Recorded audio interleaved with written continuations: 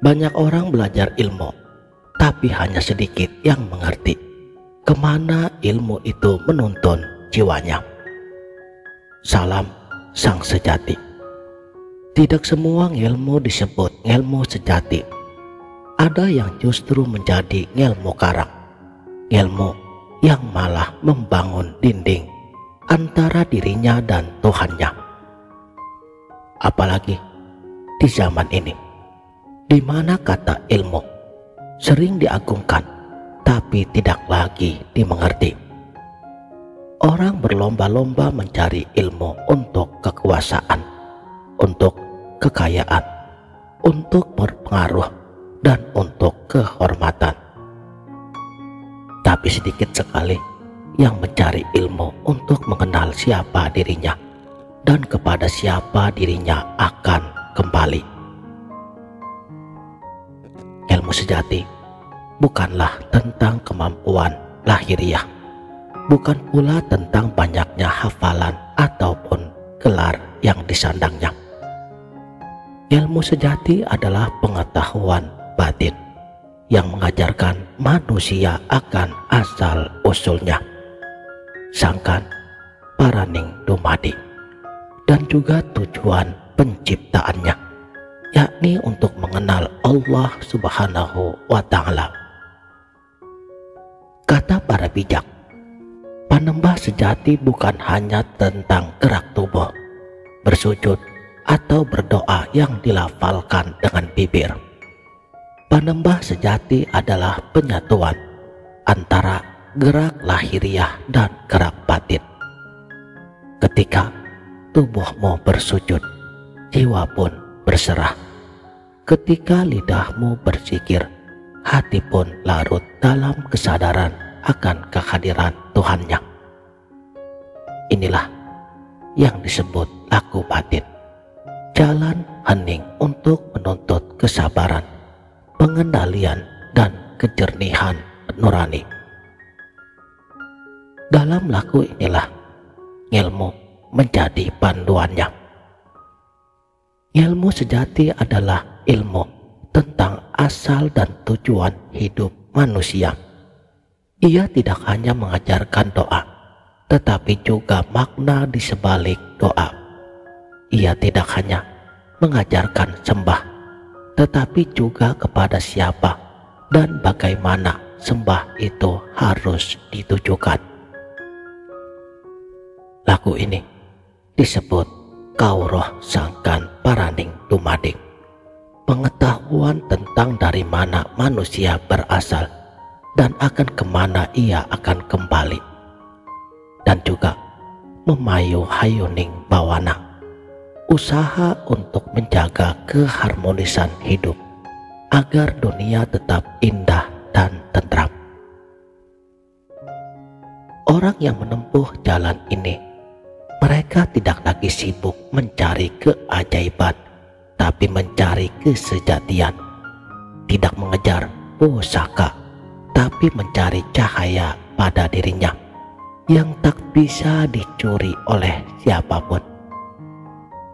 Mereka yang memahami ilmu sejati akan mengerti, insya Allah, bahwa setiap langkah-langkahnya, setiap getaran nafasnya, dan setiap peristiwa hidupnya hanyalah cermin dari kehendak Allah Azza wa Jalla.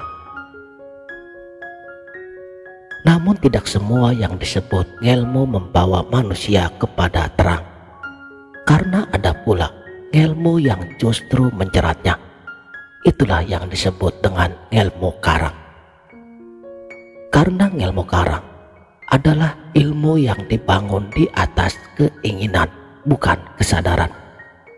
Ia lahir dari hawa nafsu yang ingin menguasai, bukan dari kerendahan hati yang ingin mengenal. Dan orang yang menempuh ilmu karang ini biasanya mempelajari hal-hal kebatinan untuk memperkuat dirinya secara duniawi. Mereka mencari kekayaan, kekuasaan, dan pengaruh dengan bantuan hal-hal gaib. yang dalam pepatah Jawa disebut tenggelam dalam kenikmatan harta, kuasa, dan syahwat dunia. Yang pada serat Wedatama menggambarkan bahwa manusia duniawi mengejar 3 hal: wirya, arta, dan winasis. Wirya menjaga kehormatan agar hidup terhormat. Arta, berkecukupan harta agar sejahtera. Sedangkan winasis, memiliki pengetahuan agar bisa menjadi guru bagi sesama.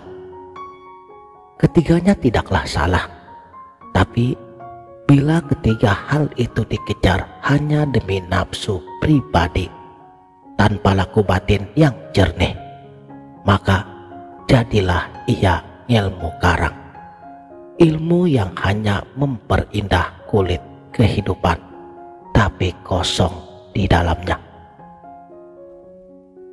Banyak manusia yang memahami ajaran wirya, arta, dan winasis ini secara keliru, sebab yang dipahaminya hanyalah kulit luarnya, bahwa mulia berarti kaya, berkuasa, dan pandai. Maka muncullah manusia-manusia yang menghalalkan segala cara hanya untuk terlihat lebih tinggi dari sesamanya. Mereka yang seperti ini, kata para ulama, kehilangan ruh sejati dari ilmu itu sendiri. Kekayaan mereka berasal dari korupsi, kekuasaan mereka dari hasil tipu daya, dan kepandaian mereka dari kebohongan. Mereka menjadi cermin dari kebodohan yang disamarkan dengan kemegahan.